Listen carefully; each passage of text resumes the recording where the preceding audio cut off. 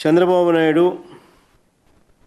ఒకవైపున తాను చెప్పినటివన్నీ కూడా చెయ్యకపోగా మరోవైపున రాష్ట్ర ప్రజలందరికీ కూడా చంద్రబాబు నాయుడు గారు రాక మునుపు వరకు కూడా రాష్ట్ర ప్రజలకు అందరికీ కూడా అందుతా ఉన్న వైఎస్ఆర్సీపీ ప్రభుత్వంలో ఉన్న పథకాలన్నీ కూడా రద్దు చేయడం మోసం కాదా బాబు అని అడుగుతా ఉన్నా. అప్పటిదాకా చంద్రబాబు నాయుడు గారు రాకముందు వరకు ప్రజలకు అందుతా ఉన్న అక్క చెల్లెమ్మలకు అందుతా ఉన్న చేయూత పథకం రద్దయిపోయింది, ఆసరా పథకం రద్దయిపోయింది, సున్నా వడ్డీ పథకం రద్దయిపోయింది, కాపు నేస్తం పథకం రద్దయిపోయింది, ఈబీసీ నేస్తం పథకం రద్దయిపోయింది, నేతన్న నేస్తం పథకం రద్దయిపోయింది, వాహన మిత్ర పథకం రద్దయిపోయింది, జగనన్న తోడు రద్దయిపోయింది, జగనన్న చేదోడు పథకం రద్దయిపోయింది, రైతు భరోసా పథకం రద్దయిపోయింది, ఉచిత పంటల బీమా పథకం రద్దయిపోయింది, పిల్లలకిచ్చే విద్యా దీవెన పథకం రద్దయిపోయింది, పిల్లలకిచ్చే వసతి దీవెన పథకం రద్దయిపోయింది, 9వ తరగతి పిల్లలకు చేతిలో పెట్టే ట్యాబులు రద్దయిపోయినాయి, ఆరోగ్యశ్రీ పథకం రద్దయిపోయింది, ఆరోగ్య ఆసరా రద్దయిపోయింది.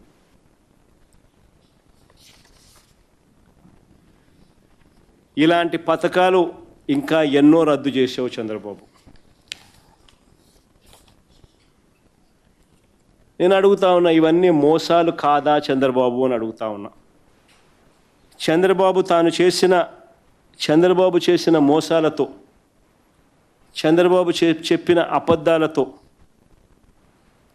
చంద్రబాబు పొడిచిన వెన్నుపోట్లతో ప్రజల జీవితాలు తగలబడుతుంటే రోమన్ చక్రవర్తి నీరో ఫిడేల్ వాయించినట్టుగా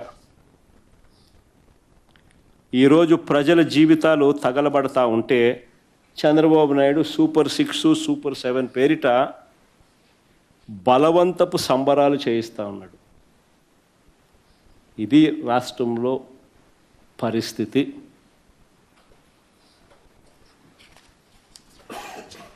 చంద్రబాబు నాయుడు గారికి ఒకటే ఒకటి చెప్తా ఉన్నా, అయ్యా చంద్రబాబు,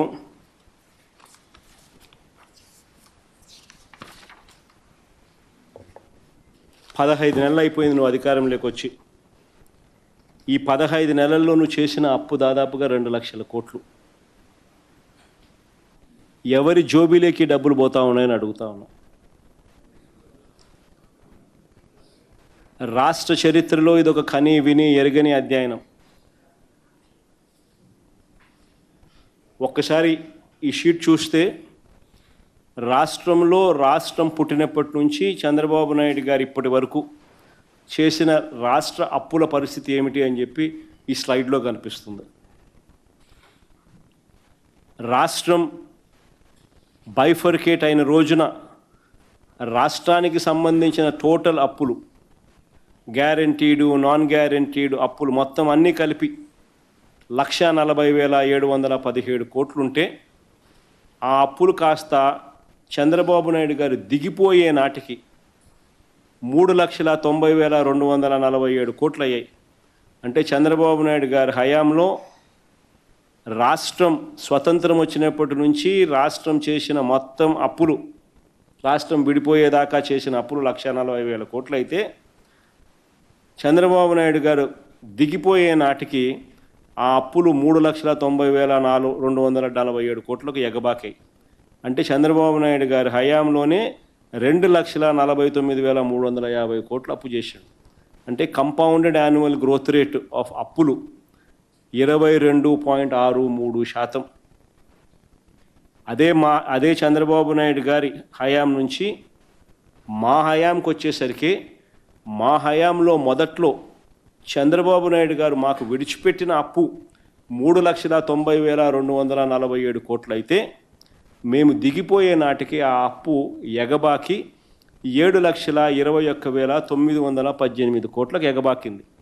అంటే మా హయాంలో మేము 3,32,671 కోట్లు మేము అప్పు చేసాం.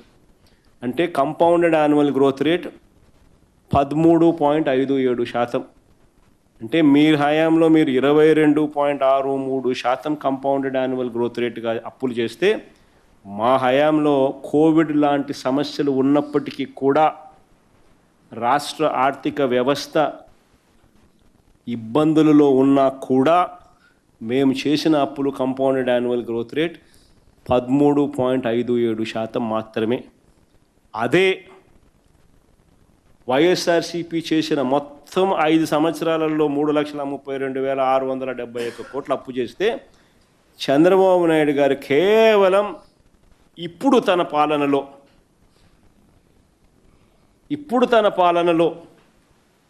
ఈ 16 నెలల కాలంలో 15 నెలల ఇప్పుడు తన పాలనలో ఈ 2 ఏళ్ల లోపు తాను చేసిన ఈ పాలనలో ఏకంగా 191,361 కోట్లు ఇప్పటికే అప్పు చేసినాడు.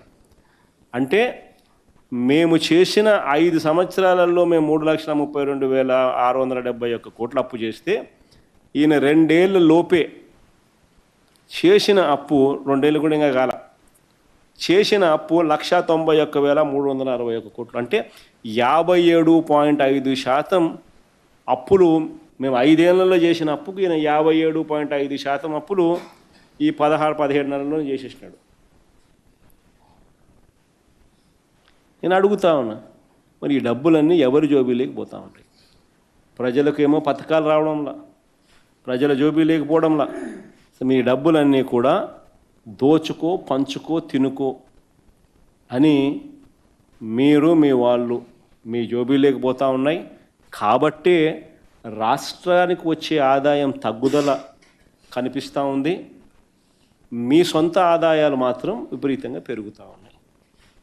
అందుకనే రాష్ట్రం తిరోగమనంలో ఉంది.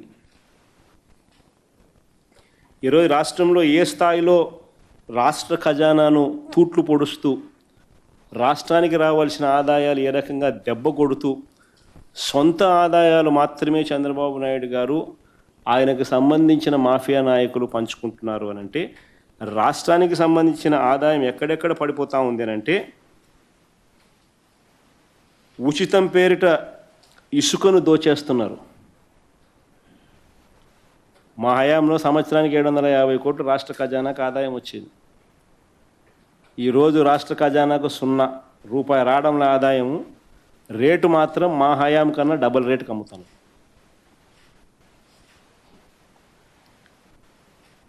మట్టిని దోచేస్తున్నారు. లిక్కర్ మాఫియా రాష్ట్ర వ్యాప్తంగా కంటికి కనిపిస్తూ ఉన్నట్టుగా నడిపిస్తూ ఉన్నారు. ప్రతి గ్రామంలోనూ బెల్ట్ షాపులు కనిపిస్తూ ఉన్నాయి. అవన్నీ ఇల్లీగల్ బెల్ట్ షాపులు. ఎక్కడైనా కూడా ఆ బెల్ట్ షాపులలో ఎంఆర్పి కన్నా ఎక్కువ రేటుకి అమ్ముతున్నారు.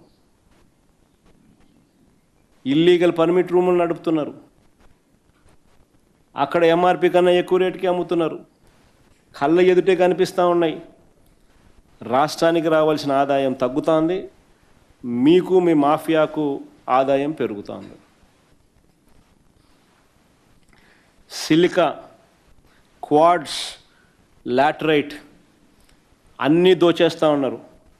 రాష్ట్రానికి రావాల్సిన ఆదాయం తగ్గుతూ ఉంది. మీరు మీ ముఠా మీ మాఫియా ఆదాయాలు మాత్రం పెరుగుతూ ఉంది. అమరావతి పేరు మీద నిర్మాణాలు స్క్వేర్ ఫుట్ 10,000. బెంగళూరు, హైదరాబాద్, చెన్నై లాంటి ప్లేసుల్లో కూడా 4,500 రూపాయలు కడితే 5 స్టార్ లాబీతో బ్రహ్మాండమైన 5 స్టార్ ఫ్లాట్ కట్టచ్చు. 5 స్టార్ ఫ్లాట్ దొరుకుతుంది. స్క్వేర్ ఫీట్కి 4,500 కన్స్ట్రక్షన్ కాస్ట్. ఈరోజు నువ్వు అమరావతిలోని కాస్ట్ ఆఫ్ కన్స్ట్రక్షన్ స్క్వేర్ ఫీట్కి 10,000. లెఫ్ట్ రైట్ సెంటర్ దోచేస్తూ ఉన్నారు. రాష్ట్రానికి సంబంధించిన ఆదాయాలు తగ్గుతూ ఉన్నాయి. నీకు నీ మాఫియాకు ఆదాయాలు పెరుగుతూ ఉన్నాయి. శనిక్కాయలకు బెల్లానికి ఇష్టం వచ్చినట్టుగా ఓ రోజు లూలు అంటావు, ఓ రోజు ఉల్లు అంటావు, ఓ రోజు ఉరుసా అంటావు, ఇంకో రోజు బరసా అంటావు. నీ ఇష్టం వచ్చినోనికి నీ ఇష్టం వచ్చినట్టుగా భూములు పంచిపెడతా ఉండవు. శనిక్కాయలకు బెల్లానికి రాష్ట్రానికి రావాల్సిన ఆదాయం తగ్గుతూ ఉంది. మీ సొంత ఆదాయము, మీకు సంబంధించిన మాఫియా ఆదాయం పెరుగుతూ ఉంది. ఇలా ఎక్కడ చూసినా కూడా రాష్ట్రంలో దోపిడీయే కనిపిస్తూ ఉంది. చివరికి ఇంకా దోపిడీకి పరాకాష్ట ఏమిటి అని అంటే ఈ 17 మెడికల్ కాలేజీలను కూడా స్కాములు చేస్తూ అమ్మేయడం. ఇది క్లైమాక్స్, హైట్ ఆఫ్ కరప్షన్ అంటే ఇంకా ఇదే. నేను ఇవాళ చంద్రబాబు నాయుడు గారికి ఒకటే చెప్తా ఉన్నా, ప్రైవేటీకరణను మేము అడ్డుకుంటాం, అన్ని రకాల పోరాటాలు చేస్తాం, మీ నిర్ణయాన్ని వెనక్కి తీసుకునేంత వరకు ధర్నాలు జరుగుతాయి, ర్యాలీలు జరుగుతాయి, దీక్షలు జరుగుతాయి, నిరసనలు చేస్తాం. నేను కూడా అక్కడక్కడ పార్టిసిపేట్ కూడా చేస్తా. అన్ని రకాలుగా దీన్ని అడ్డుకునే కార్యక్రమం, అడ్డుకునే ప్రయత్నం జరుగుతుంది. నేను ఒక్కనే కాదు, నేను రాష్ట్ర వ్యాప్తంగా రాష్ట్ర శ్రేయస్సు కోరే ప్రతి ఒక్కరికి కూడా పిలుపునిస్తూ ఉన్నా, ప్రతి పార్టీకి కూడా పిలుపునిస్తూ ఉన్నా, అందరూ కలిసి రండి అని కూడా అడుగుతా ఉన్నా. ఇది రాష్ట్రానికి సంబంధించిన ఆస్తులు. ఈ ఆస్తుల వల్ల ప్రజలకు మంచి జరుగుతుంది. ఈ ఆస్తుల వల్ల ప్రజలకు జరిగే శాశ్వత మంచిని చంద్రబాబు నాయుడు తీసేసే ప్రయత్నం చేస్తూ ఉన్నాడు. దీన్ని అడ్డుకునే కార్యక్రమంలో ప్రతి ఒక్కరూ కూడా ముందుకు రావాలని కోరుతా ఉన్నాం. అందరం కలిసికట్టుగా దీన్ని వ్యతిరేకించే కార్యక్రమం ఖచ్చితంగా చేస్తాం. ఇన్ని చేసినా కూడా పొరపాటున మీరు బరి తెగిస్తే మాత్రం ఒకటి చెప్తా ఉన్నా, ఎవరైనా టెండర్లలో పార్టిసిపేట్ చేయండి, ఎవడైనా రాండి, కానీ ప్రతి ఒక్కరికి వార్నింగ్ ఇస్తాను. రేపు పొద్దున మేము వచ్చిన తర్వాత రద్దు చేస్తాం, మళ్ళీ వెనక్కి తీసుకుంటాం. ఇది మాత్రం ఖచ్చితంగా అందరూ గుర్తుపెట్టుకోమని చెప్తాను.